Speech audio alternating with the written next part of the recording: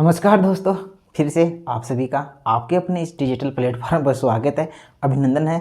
जैसा कि दोस्तों अपनी थीम है नो बकवास नो टाइम पास, इसी थीम पर कार्य करते हुए दोस्तों अपन ने बेरोजगारी से संबंधित पार्ट 3 अब तक कर चुके हैं, जिसमें पार्ट फर्स्ट में अपन ने पढ़ा था कि लेबर फोर्स में से वर्क फोर्स घटाया जाए तो बेरोजगारी प्राप्त होती है, बेरोजगारी की दर निकाली थी और कार्य सहभागिता दर निकाली थी। दोस्तों ये अपना पार्ट फर्स्ट था। पार्ट सेकंड में अपन ने देखा कि बेरोजगारी के प्रकार देखे, आदर्श बेरोजगारी, संरचनात्मक बेरोजगारी, चक्रीय बेरोजगारी, घर्षणात्मक बेरोजगारी, मौसमी बेरोजगारी, खुली बेरोजगारी, आंशिक बेरोजगारी, तकनीकी बेरोजगारी, इन सभी बेरोजगारी के बारे में अपन ने अध्ययन किया। फिर पार्ट थर्ड में अपन ने देखा एनएसओ से कुछ आंकड़े देखे, जिसमें उन्होंने रोजगार की बात बताई, जिसमें कृषि में सर्वाधिक रोजगार मिला हुआ है। अपन ने ये भी देखा, एनएसओ के आंकड़े भी देखे थे अपन ने, CDS के अनुसार देखे थे कि टोटल जो गरीबी है वो कितनी है, 5.6 है, जिसमें से अपने देखा था कि शहरों में 5.5 है और ग्रामीण क्षेत्रों में 5.7 है।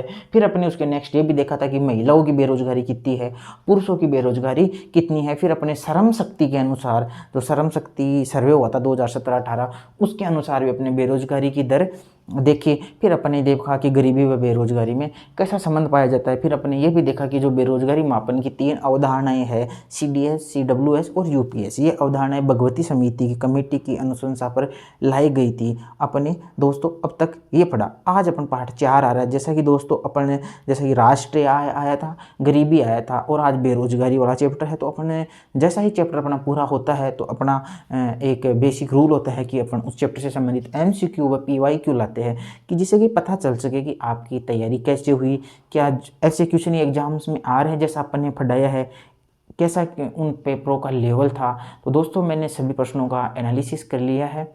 हो सकता है कि पूरी लिखित सामग्री आपको एक साथ नहीं दे सकता हूँ, लेकिन उनका मैंने पूरा एनालिसिस किया है, पूरा उन पर टाइम दिया है और उसी के आधार पर मैं आपके लिए PYQ या MCQ वो लिखूँगा, वो नोट डाउन कराएंगे। इसके बाद में नेक्स्ट जो भी चैप्टर होगा उसके बारे में आपको मैं सूचना दे दूंगा। तो अपना बेरोजगारी का चैप्टर पूरा हो गया है दोस्तों। अब इसके अपन MCQ हल करने वाले हैं। जैसा कि दोस्तों अपनी बात हुई थी कि अपने गरीबी व बेरोजगारी की योजनाएं सर्वोबतो, तो दोस्तों गरीबी व बेरोजगारी की मैं योजनाओं का नेक्स्ट लूँगा, एक साथ लूँगा गरीबी व बेरोजगारी की योजनाएं, और उसमें अपन ग्रामीण विकास से संबंधित जो भी योजनाएं हैं वो भी अपन लेंगे। तो थोड़ा बहुत अपन ग्रामीण विकास के बारे में चर्चा करेंगे, फिर गरीबी बेरोजगारी व ग्रामीण विकास से संबंधित योजनाएँ लेंगे और फिर उन योजनाओं के MCQ लेंगे। तो बड़ा ही इंपॉर्टेंट होने वाला है दोस्तों आपका ये जो सारा सेशन है।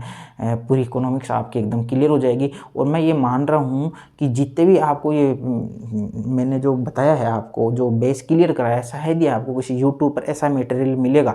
और मैं फिर बता रहा हूँ दोस्तों, आपको ग्रामीण विकास या गरीबी बेरोजगारी की जो योजना बताऊंगा ना, इतना ऑथेंटिक बताऊंगा, वो हो सकता है आपके कॉलेज लेवल पर जो आप एग्जाम देने जाते हो वहाँ भी आपके वो काम में आ जाए, हो सकता है आपके एग्जाम में भी वो काम में आ जाए। काफ़ी इंपॉर्टेंट है, बहुत ही अच्छा, मतलब कि मैंने उन पर एनालिसिस किया है। मेरी 10-15 साल की जो मेहनत है ना, वो मैंने उन पर लगाई है, एकदम डाटा ऑथेंटिक लगाया है दोस्तों। आप जब पढ़ोगे ना, जब मतलब पढ़ोगे जब भी बताओगे। और परिवार के आप सदस्य बनी रहे हो, लाइक करो, सब्सक्राइब, कमेंट, वो तो आपका काम है ही, मेरा काम पढ़ाना है दोस्तों। तो अपन अब गरीबी से संबंधित MCQ की सीरीज है वो चालू करते हैं बिना समय व्यतीत किए हैं। तो दोस्तों अपन ले रहे हैं आज बेरोजगारी से संबंधित MCQ और PYQ, परिवेश ईयर क्वेश्चन जो एग्जाम्स में आए और मल्टीपल चॉइस क्वेश्चन जो कि है। तो दोस्तों मैं क्वेश्चन अपने चालू करता हूँ बेरोजगारी से संबंधित। पहला क्वेश्चन मैं यही चालू कर लूँ कि पहला क्वेश्चन मैं यहीं से चालू कर लेता हूँ कि गरीबी व बेरोजगारी में संबंध पाया जाता है, गरीबी व बेरोजगारी में संबंध पाया जाता है। दोस्तों आपसे एक निवेदन है कि आप ना जो वीडियो देख रहे हो सकता है कि अपने पास संसाधनों का अभाव है, अपने पास डिजिटल नहीं है, टेक्नोलॉजी में अपने पास होना चाहिए, लेकिन जैसा भी होगा हो जाएगी। तो आप इनकी एक तो जो क्वालिटी है वो बढ़ा लो और थोड़ा लाइट है वो भी बढ़ा लो। और मैं आपको जब थीम है कि मैं टाइम वेस्ट नहीं करता हूँ, इसलिए मैं फास्ट भी बहुत बोल रहा हूँ। तो आपको जो स्पीड होती है वो बढ़ाने की जरूरत है, आप नॉर्मल में देखो, क्योंकि मैं खुद ही आपका टाइम बचाने के लिए फास्ट बोलता हूँ दोस्तों। मैं आपका टाइम वेस्ट नहीं करना चाहता हूँ। मैं जानता हूँ कि एक बेरोजगार के लिए, बेरोजगारी बढ़ रही है, बेरोजगारी के लिए एक सिलेक्शन लेने के लिए समय कितना इंपॉर्टेंट है। तो मैं कभी नहीं चाहता हूं कि आपका समय व्यतीत हो मेरे कारण से। तो दोस्तों पहला क्वेश्चन आपका, गरीबी व बेरोजगारी में संबंध पाया जाता है। ऑप्शन आपके पास है ऋणात्मक, बी आपके पास हो जाएगा धनात्मक, ऑप्शन सी हो जाएगा दोनों, और ऑप्शन डी मान लो नन। वैसे दोस्तों ये तो एग्जाम की खातिर करते हैं, लेकिन मेरा ये मानना है कि आपको क्वेश्चन बिना ऑप्शन आने चाहिए उत्तर। आपको ऑप्शन की जरूरत ही नहीं होनी चाहिए, आप बस जैसे प्रश्न लिखा आपको आंसर आना चाहिए। गरीबी व बेरोजगारी में संबंध पाया जाता है। गरीबी व बेरोजगारी में दोस्तों मैंने बताया था कि गरीबी और बेरोजगारी में आपका धनात्मक सहसंबंध पाया जाता है। मैंने आपको क्लियर भी बताया था कि जैसे जैसे गरीबी बढ़ती जाती है उसी प्रकार बेरोजगारी भी बढ़ती जाती है। इस प्रकार इनमें जो संबंध होता है वो धनात्मक सहसंबंध होता है। जैसे गरीबी बढ़ती है या जैसे जैसे बेरोजगारी बढ़ती जाती है वैसे वैसे दोस्तों क्या होता है, बट गरीबी व बेरोजगारी दोनों साथ बढ़ती है। तो गरीबी व बेरोजगारी में संबंध पाया जाता है धनात्मक। क्वेश्चन नंबर दोस्तों अपन नेक्स्ट क्वेश्चन लेते हैं। बेरोजगारी मापन की यूपीएस, सीडब्ल्यूएस व सीडीएस अवधारणा, ये क्वेश्चन भी आया हुआ दोस्तों एग्जाम में। सीडीएस अवधारणा किस समिति ने दी थी? ऑप्शन ए सक्सेना समिति, ऑप्शन बी लिखेंगे मल्होत्रा समिति,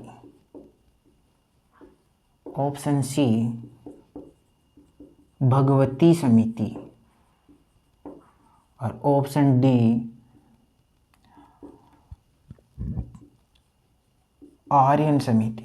दोस्तों क्वेश्चन आज आपको इजी लग रहे होंगे, मेरे पढ़ाने के बाद में आपको चैप्टर इजी लग रहा हो, लेकिन क्वेश्चन वाकई काफ़ी लेवल के है। तो जो बेरोजगारी मापन की जो यूपीएस, सीडब्ल्यूएस और सीडीएस अवधारणा मैंने बता दी। सामान्य स्थिति बेरोजगारी, चालू साप्ताहिक स्थिति बेरोजगारी, दैनिक स्थिति बेरोजगारी, जो अवधारणा है ये किस समिति ने दी थी दोस्तों? आपका सीधा आंसर होने वाला है भगवती समिति ने इनकी अवधारणा दी थी। नेक्स्ट क्वेश्चन अपन दोस्तों लेते हैं, लेवल के क्वेश्चन है तीनों ही। निम्न में से कौन सी बेरोजगारी मापन की अवधारणा नहीं है? वेरी मोस्ट क्वेश्चन, बहुत बार आ चुका है दोस्तों, वेरी वेरी इंपॉर्टेंट क्वेश्चन है। निम्नलिखित में से कौन सी बेरोजगारी मापन की अवधारणा नहीं है? आपके पास वही ऑप्शन आएंगे दोस्तों, सामान्य स्थिति बेरोजगारी, ऑप्शन बी आएगा आपके पास दैनिक स्थिति बेरोजगारी, ऑप्शन सी आएगा आपके पास साप्ताहिक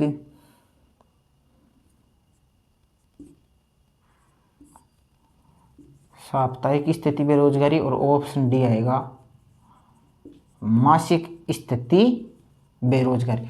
मैंने जैसे क्लास ली थी उसमें भी बताया था मैंने कि निम्न में से कौन सी बेरोजगारी मापन की अवधारणा नहीं है। दोस्तों मैंने बताया था कि बेरोजगारी मापन की अवधारणा है दोस्तों, याद रखना दैनिक स्थिति भी है और सप्ताह स्थिति भी है।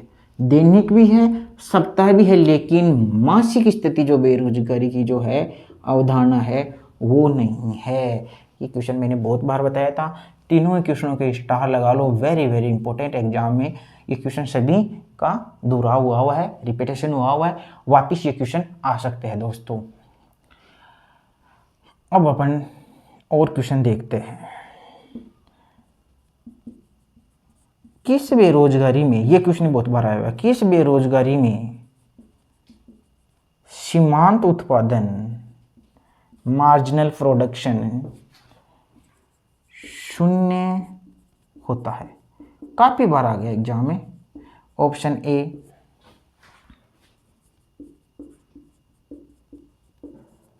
घर्षणात्मक बेरोजगारी में, ऑप्शन बी संरचनात्मक बेरोजगारी में, ऑप्शन सी अदृश्य बेरोजगारी में, ऑप्शन डी चक्रीय बेरोजगारी में। तो दोस्तों आप सभी को पता है एक ऐसी बेरोजगारी जो कृषि क्षेत्र में पाई जाती है, भारत जैसे विकासशील देशों में कृषि क्षेत्र में पाई जाती है, और उस बेरोजगारी का नाम है आदर्श बेरोजगारी, आदर्श बेरोजगारी में जिसमें जितने लोगों की आवश्यकता होती है उससे ज़्यादा उस क्षेत्र में काम में लगे होते हैं, जिनका कुल उत्पादन में कोई योगदान नहीं होता है, वो लगे चाहे न लगे उत्पादन पर कोई फर्क नहीं पड़ता है, वो ऐसी बेरोजगारी का नाम कौन सी बेरोजगारी है? आदर्श बेरोजगारी है जिसमें सीमांत उत्पादन जीरो होता है। मैंने क्लास के दौरान बताया दिया था सीमांत उत्पादन कैसे ज्ञात करते हैं, तो वो बेरोजगारी का नाम है आदर्श बेरोजगारी। इसका दूसरा नाम कौन सा है दोस्तों बताएंगे? उसका नाम है परछन बेरोजगारी। इसी का ही नाम है छिपी हुई बेरोजगारी, जिसमें सीमांत उत्पादन जीरो होता है। एग्जाम में क्वेश्चन ऐसे भी आ सकता है, एक ऐसी बेरोजगारी जिसमें अतिरिक्त लोग लगाए जाने पर भी कुल उत्पादन पर कोई फर्क नहीं पड़ता है, वह बेरोजगारी कौन सी है? तो आप कहोगे दोस्तों वह बेरोजगारी परछन बेरोजगारी है, वह बेरोजगारी आदर्श बेरोजगारी, एक ही नाम है। तो दोस्तों अब तक आपको ये चार क्वेश्चन बताए, चारों ही क्वेश्चन लेवल के हैं और चारों ही क्वेश्चन बहुत सी एग्जाम्स में रिपीट हो चुके हैं। तो दोस्तों अपने नेक्स्ट लेते हैं एक सेकंड के लिए। हाँ दोस्तों नेक्स्ट क्वेश्चन लेते हैं अपन। जब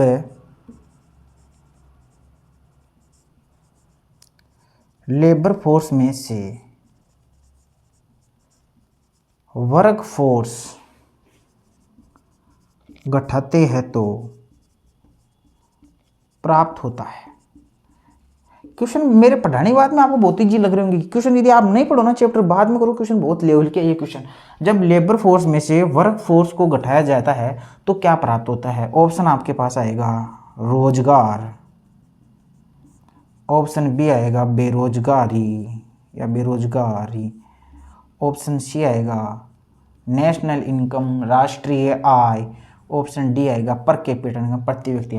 तो आप सभी को पता है दोस्तों, मैंने बताया था आपको कि जब लेबर फोर्स पूरा है, लेबर फोर्स होता है काम करने वाले लोग, कार्य करने योग जो लोग काम कर सकते हैं, एबिलिटी है काम करने की, ये होता है टोटल अपना लेबर फोर्स। और जो लेबर फोर्स का वह भाग जो काम कर रहा है वो होता है वर्क फोर्स, जो काम में रूपांतरित हो गया है। तो लेबर फोर्स जैसे कि मैंने बताया था कि 70 लोग काम करने योग्य है और 20 लोगों को काम मिल चुका है, तो लेबर फोर्स और ये हो गया वर्क फोर्स। तो प्रश्न यही है कि लेबर फोर्स में से वर्क फोर्स को घटा दिया जाए तो ये 50 आदमी क्या होते हैं? ये आपके बेरोजगार होते हैं, बेरोजगारी होती है। तो ये क्या होते हैं? बेरोजगार लोगों की संख्या होती है। तो लेबर फोर्स में से वर्क फोर्स घटाते तो क्या प्राप्त होता है? बेरोजगारी प्राप्त होती है। एक क्वेश्चन ऐसा भी आ जाता है कि बेरोजगारी ज्ञात की जाती है, बेरोजगारी ज्ञात की जाती है।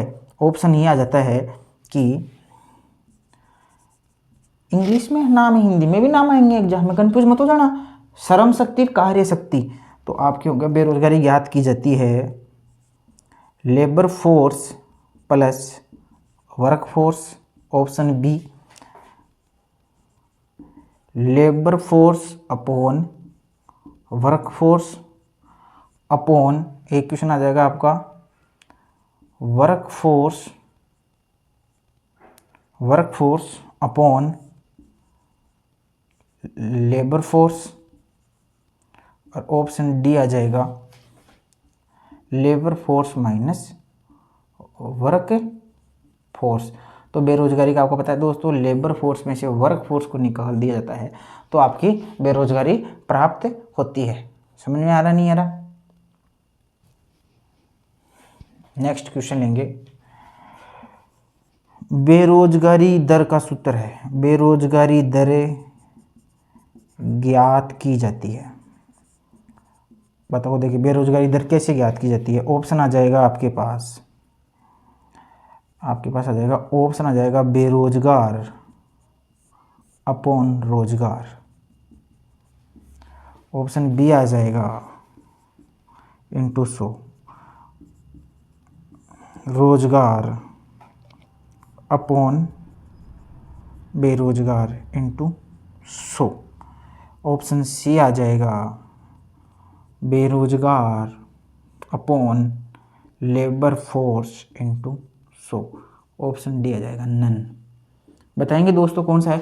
आपको पता है बेरोजगारी कैसे निकाल जाती है, तो आप कहोगे सर बेरोजगारी अपॉन टोटल लेबर फोर्स कितना है इंटू 100 से अपन गुणा कर लेंगे तो सर अपनी बेरोजगारी की दर ज्ञात हो जाएगी। ऐसे क्वेश्चन भी बहुत बार एग्जाम में आए हुए हैं। और भी जगह बच रही है दोस्तों, एक क्वेश्चन और आ सकता है क्या, तो एक क्वेश्चन और ले लेते हैं।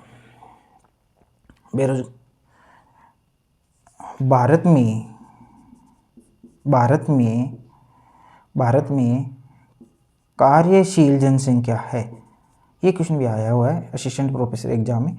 भारत में कार्यशील जनसंख्या है, ऑप्शन ए 15 से 65, ऑप्शन बी 18 से 58, ऑप्शन सी 15 से 59, 15 से 59 और ऑप्शन डी 15 से 64।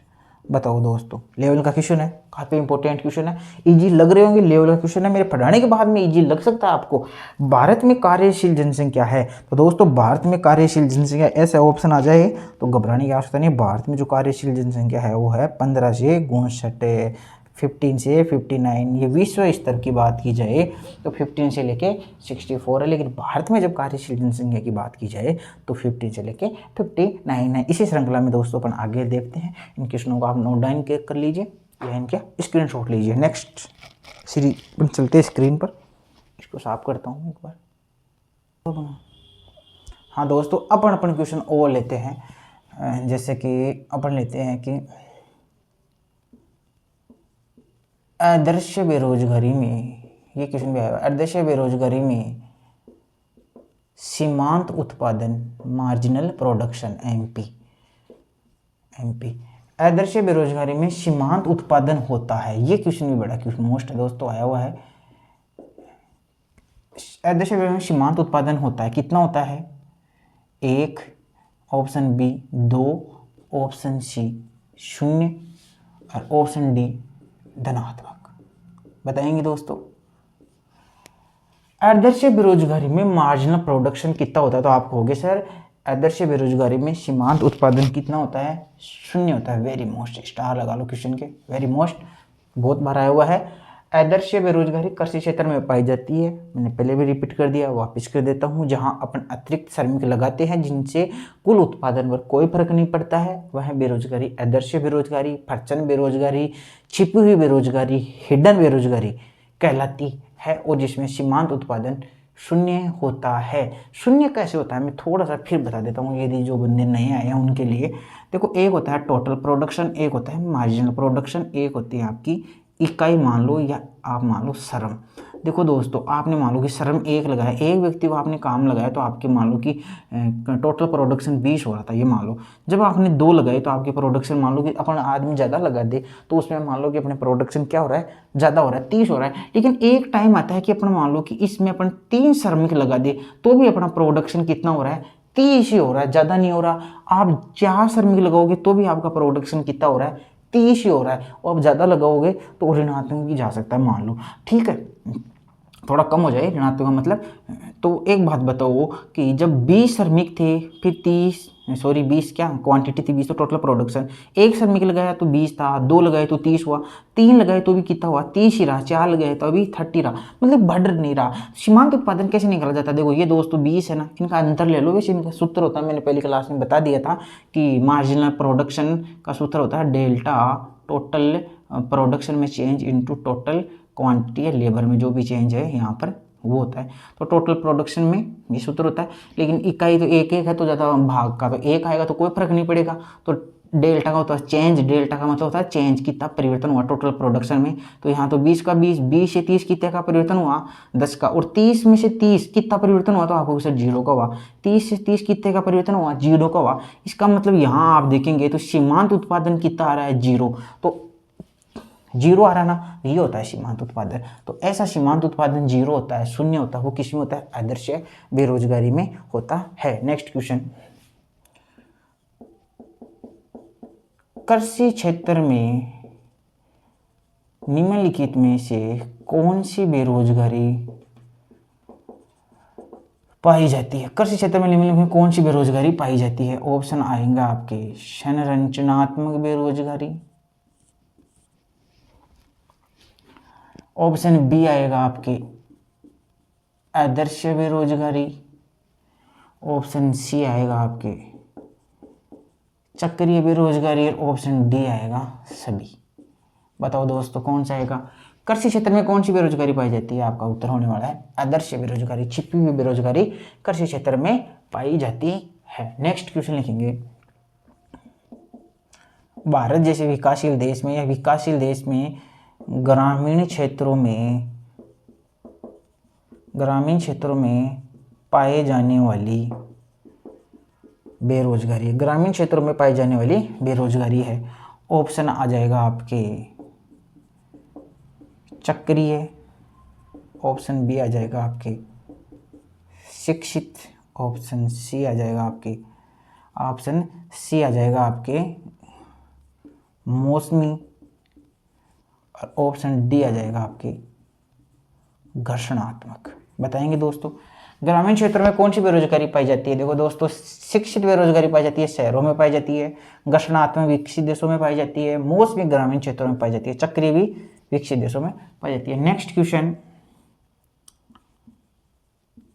समग्र मांग, ओल्ड डिमांड, बहुत सारी मांग, और समग्र मांग में कमी के कारण कौन सी बेरोजगारी होती है। भाई मांग में कमी आ गई, मांग है ही नहीं बाजार में, तो उस समय कौन सी बेरोजगारी उत्पन्न हो जाती है। तो आप बताएंगे दोस्तों, ऑप्शन ए चक्रीय बेरोजगारी, ऑप्शन बी घर्षणात्मक बेरोजगारी, ऑप्शन सी संरचनात्मक बेरोजगारी, और ऑप्शन डी तकनीकी बेरोजगारी। बताएंगे दोस्तों, ऑल डिमांड की कमी के कारण कौन सी बेरोजगारी होती है। तो आप हो गए दो चक्रीय बेरोजगारी। क्या होती है चक्रीय बेरोजगारी, मैंने आपको पहले भी बता दिया था, बिजनेस साइकिल होते हैं, व्यापार चक्रों के कारण जो बेरोजगारी होती है वो कौन सी बेरोजगारी होती है, चक्रीय बेरोजगारी होते हैं। इसमें मैंने आपको बताया था कि ये एक पॉइंट होता है जिसमें बूम आता है, इसमें आपका क्या होता है रिसेशन आता है, इसमें आपका डिप्रेशन आता था, और यहाँ पर क्या होती है रिकवरी। इस प्रकार के 4 स्तर इसमें पाए जाते हैं। नेक्स्ट क्वेश्चन ये आ जाए, चक्रीय बेरोजगारी पाई जाती है। ऑप्शन ए विकसित देशों में, ऑप्शन बी विकासशील देशों में, ऑप्शन सी दोनों, ऑप्शन डी नन। तो बताओ चक्रीय बेरोजगारी कौन से देशों में पाई जाती है। तो आप हो गए सर चक्रीय बेरोजगारी केवल और केवल विकसित देशों में पाई जाती है, चक्रीय बेरोजगारी विकसित। एक क्वेश्चन दूसरा जाए, आर्थिक मंदी या व्यापार चक्रों में उतार चढ़ाव के कारण कौन सी बेरोजगारी, दोस्तों आप उतार लेना लंबा हो जाएगा प्रश्न, कौन सी बेरोजगारी होती है। बताओ, सुन रहे हो ना। आर्थिक मंदी, देखो क्वेश्चन बहुत मोस्ट है, आर्थिक मंदी वर्ड मिलेगा आपको एग्जाम में। आर्थिक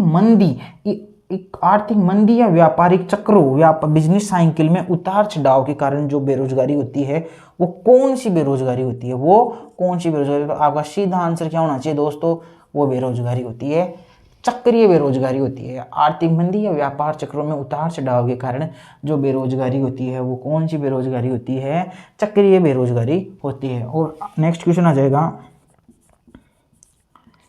विकसित देशों में पाई जाने वाली बेरोजगारी है। वह विकसित देशों में पाई जाने वाली कौन सी बेरोजगारी है। ऑप्शन आ जाएगा आपके घर्षणात्मक, ऑप्शन बी आ जाएगा चक्रीय, ऑप्शन सी आ जाएगा दोनों, और ऑप्शन डी आ जाएगा आपके नन।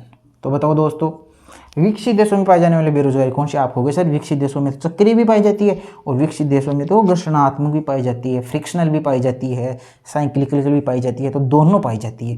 आप जानते हो चक्रीय मैंने बता दिया कौन सी होती है, घर्षणात्मक क्या होती है कुछ समय के लिए तकनीकी परिवर्तन के कारण या व्यापार में कुछ बाधा आ जाती है ना, आंशिक रुकावट आ जाती है थोड़े समय के लिए, तो वो बेरोजगारी कौन सी होती है? घर्षणात्मक बेरोजगारी होती है, जिसे बेरोजगारी के आंकड़ों में शामिल नहीं किया जाता है। कोई दिक्कत है क्या दोस्तों? नेक्स्ट क्वेश्चन अपन और लेते हैं, कुछ और क्वेश्चन अपन और हल कर लेते हैं। विकसित देशों में क्वेश्चन है, विकासशील देशों में पाई विकासशील देशों के ग्रामीण क्षेत्र में पाई जाने वाली बेरोजगारी है। विकासशील देशों के ग्रामीण क्षेत्रों में पाई जाने वाली बेरोजगारी है। ऑप्शन आ जाएगा अदृश्य बेरोजगारी, ऑप्शन बी आ जाएगा मौसमी बेरोजगारी, अदृश्य आ जाएगा, और ग्रामीण क्षेत्रों में मौसमी बेरोजगारी आ जाएगा। नेक्स्ट एक और आ जाएगा अपने दोनों मान लो, और डी मान लो नन। तो दोस्तों ग्रामीण क्षेत्रों में कौन कौन सी बेरोजगारी पाई जाती है आपको पता है? ग्रामीण क्षेत्रों में अदृश्य बेरोजगारी भी पाई जाती है और मौसमी बेरोजगारी भी पाई जाती है। यहाँ पर ये भी आ सकता है, जैसे नन की जगह शिक्षित भी आ सकता है ना। तो आपको पता है शिक्षित बेरोजगारी, औद्योगिक बेरोजगारी कहाँ पाई जाती है? शहरी क्षेत्रों में ये बेरोजगारी पाई जाती है। दोस्तों नोट डाउन कर ले इसको।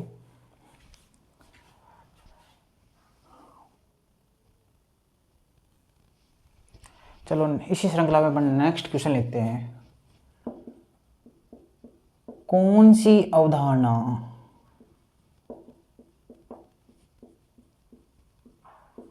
समय दर है? बेरोजगारी की अपनी 3 अवधारणाएं पढ़ी दोस्तों, तो कौन सी समय दर है? कौन कौन सी थी बताओ देखे दोस्तों? UPS, B CWS, option C CDS, option D none. मैंने दोस्तों बताया भी था क्लास के दौरान भी, अपने बेरोजगारी की कितनी अवधारणाएं हैं? 3 अवधारणाएं हैं, यूपीएस, सीडब्ल्यूएस और सीडीएस। डेली बेसिस पर, वीकली बेसिस पर और ईयरली बेसिस पर। तो ये जो यूपीएस है और सीडब्ल्यूएस है, ये मैंने कौन सी बताई थी आपको? व्यक्ति दर पर बताई थी। यदि वहाँ पर गलत बता दी हो तो करेक्शन कर लेना, वैसे मेरे हिसाब से सही बताई होगी, हो सकता है गलती हो जाए। कि कौन सी अवधारणा समय दर है? तो दोस्तों समय दर अवधारणा कौन सी है मैंने बताया था, जो सीडीएस है, जो डेली बेसिस पर है, ये क्या है? एक समय अवधारणा है। और यूपीएस और सीडब्ल्यूएस वर्ष के लिए और सप्ताह पर, ये दोनों अवधारणाएं कौन सी है? व्यक्ति दर अवधारणाएं है। और ये भी बताया था कि ये दोनों दीर्घकालीन बेरोजगारी बताती है, और ये बेरोजगारी सीडीएस है, जो कि एक समय दर अवधारणा है। ठीक है दोस्तों, अपन नेक्स्ट क्वेश्चन की ओर बढ़ते हैं। अपन नेक्स्ट क्वेश्चन और देखते हैं, अवधारणाओं से संबंधित, गरीबी से संबंधित।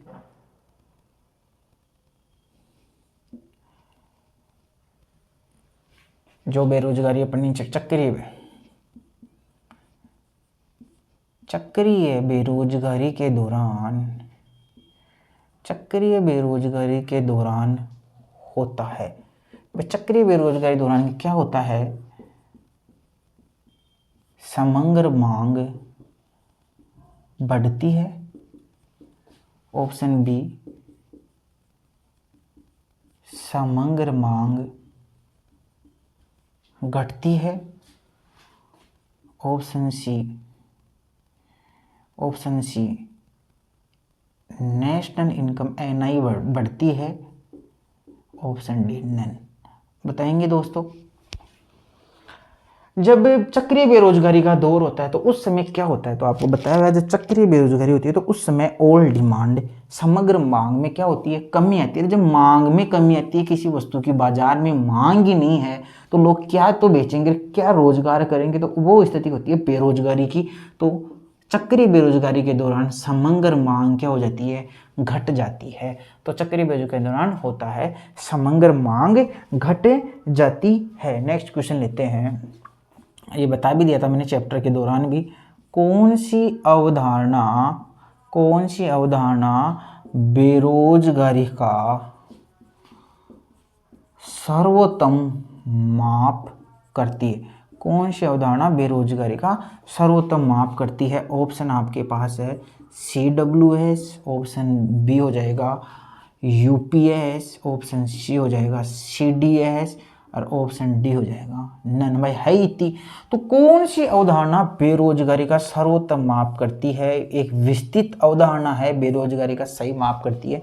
ये क्वेश्चन ही बहुत अच्छा है, लेवल का क्वेश्चन है दोस्तों, तो आप सभी बताएंगे। जो डेली बेसिस वाली होती है ना, डेली बेसिस की जो अवधारणा है CDS है, जो अवधारणा है वो बेरोजगारी का सर्वोत्तम माप करती है। तो कौन सी अवधारणा संकुचित अवधारणा है? तो लिखेंगे दोस्तों, कौन सी अवधारणा बेरोजगारी का संकुचित माप करती है? संकुचित करती है, पता है एक साल में कोई रोजगार है या बेरोजगार नहीं है, तो इसका सीधा आंसर आप लिख सकते हैं, वो बेरोजगारी का मापन कौन सी करती है? UPS। क्या बोलते हैं UPS? मतलब कि सामान्य स्थिति बेरोजगारी। क्या बताती है? एक वर्ष के दौरान या एक वर्ष में किसी व्यक्ति, यदि कोई व्यक्ति बेरोजगार है या एक वर्ष के दौरान, तो उस व्यक्ति को अपन बेरोजगार में शामिल कर लेते हैं। ये दोस्तों अपन ने पढ़ा। अब अपन दोस्तों कुछ क्वेश्चन और लेते हैं। परछन बेरोजगारी की अवधारणा किसने? लेवल का क्वेश्चन आया हुआ क्वेश्चन है दोस्तों, ये क्वेश्चन मैंने बताया नहीं था। परछन बेरोजगारी की अवधारणा किसने दी थी? ये मैंने नहीं बताया था नोट्स के दौरान, कुछ क्वेश्चन छोड़ देते हैं, तो वो कौन से है? ऑप्शन है Robinson, option B Schumpeter, option C Keynes और ऑप्शन डी स्मिथ। जानते होंगे एडम स्मिथ कौन है? जिसने वेल्थ ऑफ नेशन लिखी थी। किन्स जानते होंगे, जिन्होंने आय व रोजगार का सिद्धांत दिया था। उन्होंने एक बुक भी लिखी थी, the employment of interest and money. तो बताएंगे परछन बेरोजगारी या छिपी हुई बेरोजगारी या आदर्श बेरोजगारी की जो अवधारणा है वो दोस्तों किसने दी थी? तो आप सभी का एक ही उत्तर आना चाहिए, रॉबिन्सन ने परछन बेरोजगारी की अवधारणा दी थी। शुम्पीटर भी है, इसमें कोई पढ़ेंगे कौन सिद्धांत में आता है? नव प्रवर्तन में आता है, देखेंगे। अभी नहीं बताएंगे आपको, छुपा हुआ रखेंगे, क्योंकि छिपी हुई बेरोजगारी चल रही है। एक दो क्वेश्चन और रह गए हैं दोस्तों पढ़े इससे बेरोजगारी से संबंधित, तो वो क्वेश्चनों का मैं और देख लेता हूँ। देखिए कोई रह गया हो तो, बेरोजगारी में किसको शामिल नहीं किया जाता? ये क्वेश्चन लेवल का है। बेरोजगारी में किस बेरोजगारी को, या बेरोजगारी अवधारणा में किस बेरोजगारी को शामिल नहीं किया जाता है? सभी क्वेश्चन आप जो दोस्तों से पढ़ा है वो रिपीट हो जाएगा और दिमाग एकदम हो जाएगा कि वास्तव में समझ में आ रहा है। निम्न में से बेरोजगारी में किस बेरोजगारी को शामिल नहीं किया जाता है? ऑप्शन आएगा आपके, एक है ऐच्छिक बेरोजगारी, ऑप्शन बी है अनैच्छिक बेरोजगारी, ऑप्शन सी है संरचनात्मक बेरोजगारी, ऑप्शन डी है शैक्षिक बेरोजगारी। ध्यान से सुनेंगे दोस्तों, क्या क्वेश्चन है? निम्न में से बेरोजगारी में किस बेरोजगारी को शामिल नहीं किया जाता? देखो दोस्तों, एक होती है ऐच्छिक बेरोजगारी, एक होती है अनैच्छिक बेरोजगारी। आपको मैंने बता दिया था क्लास के दौरान ही, शायद इसके नोट्स नहीं लिखाए होंगे, शायद लिखाए मुझे याद नहीं, फिर भी मैं बता देता हूँ क्या होती है ऐच्छिक बेरोजगारी। एक ऐसा व्यक्ति जिसको काम मिल रहा है लेकिन मजदूरी उसको कम लग रही है। जैसे मान लो कि स्कूल में कोई पढ़ाता है, तो मान लो कि उतने दिन पढ़ा रहा था, अब मान लो कि उसको कहे कि आपको तो हम पेमेंट कितना देंगे, 10,000 देंगे। मतलब स्कूल वाले उसको रख रहे हैं और पेमेंट कितना दे रहे हैं, मंथली 10,000, लेकिन वो आदमी 10,000 में सेटिस्फाई नहीं है, मेरे को नहीं करना काम, अपनी इच्छा से रुक रहा है। हो सकता है उसको 15 चाहिए, 20 चाहिए, योग्यता है, लेकिन उसको कितना दे रहे हैं, 10,000 रुपये दे रहे हैं। वो आदमी कह रहा है मुझको ये काम नहीं करना, वो अपनी इच्छा से रुक रहा है। हो सकता है पेमेंट कम है, लेकिन अपनी इच्छा से रुक रहा है। उस बेरोजगारी को अपन ऐच्छिक बेरोजगारी कहते हैं। और अनैच्छिक बेरोजगारी कौन सी होती है? वो व्यक्ति स्कूल में पेमेंट ही मिल रहा है उसको 10,000 जो भी मिल रहा है, लेने को बेचारा तैयार है। यही व्यक्ति मान लो, एक दो व्यक्ति सेम है, यही व्यक्ति मान लो कि पहले 10,000 में काम करने के लिए तैयार नहीं था, अपनी इच्छा से रुक गया कि मुझे नहीं करना, इसका मतलब वो ऐच्छिक। यही आदमी फिर मान लो यही कह दे कि 10,000 है मेरे को तो करना है, या कोई दूसरा XYZ कोई भी मान लो 10,000 में एक न्यूनतम मजदूरी उससे भी मान लो कम मिल रही है, लेकिन फिर भी वो 10,000 मिल रहा है, फिर भी वो काम चाहता है बेचारा, भाई मेरे को यार कैसे भी कम मिल जाए, काम मिल जाए, उसको फिर भी काम नहीं मिल रहा। ये व्यक्ति अपनी इच्छा से, मन से नहीं ले रहा, कम पैसे लग रहे इसके कारण वो नहीं कर रहा, अपनी इच्छा से बेरोजगार है। और ये व्यक्ति जिसको 10,000 रुपये मिल रहे हैं, वो 10,000 में करने को तैयार है, लेकिन उसको रोजगार ही नहीं मिल रहा। वो कौन सी बेरोजगारी होती है? अनैच्छिक बेरोजगारी। तो प्रश्न ये था कि निम्न में से किस बेरोजगारी में किस बेरोजगारी को शामिल नहीं किया जाता? एक अपनी इच्छा से रह रहा है, एक बेचारा चाहता है लेकिन उसको नहीं मिल रहा। तो दोस्तों ऑप्शन इन दोनों में से होगा, आप बताएंगे कौन सा होगा, लगाओ दिमाग। देखिए अपनी इच्छा से जो बेरोजगार है दोस्तों, उसको अपने बेरोजगारी में शामिल नहीं करते, तो वो कौन सा है? ऐच्छिक बेरोजगार है। मैंने इनको उदाहरण भी देके समझा दिए होंगे। आशा करता हूँ कि आपको ये बहुत अच्छी तरह से समझ में आ गया होगा। तो दोस्तों ये अपने थे MCQ सीरीज थी, ये 2 क्वेश्चन और भी रह सकते, हो सकता है भूल हो सकती है, मानवीय त्रुटि हो सकती है। तो दोस्तों ये अपना सेशन था बेरोजगारी से संबंधित PYQ व MCQ, PYQ MCQ थे। आपको ये सेशन दोस्तों कैसा लगा? उम्मीद करता हूँ बहुत अच्छा लगा होगा। आज यदि आपको बहुत अच्छा लगा हो ये सेशन, तो दोस्तों आप अपने इस परिवार के सदस्य बनने के लिए आप सब्सक्राइब करें और परिवार के साथ जुड़ जाए और हमारे साथ बने रहे, पढ़ते रहे, हंसते रहे। फिर से मुलाकात होगी दोस्तों आपके साथ फिर एक नई वीडियो लेक्चर के साथ। तब तक के लिए दोस्तों हंसते रहो, बाय।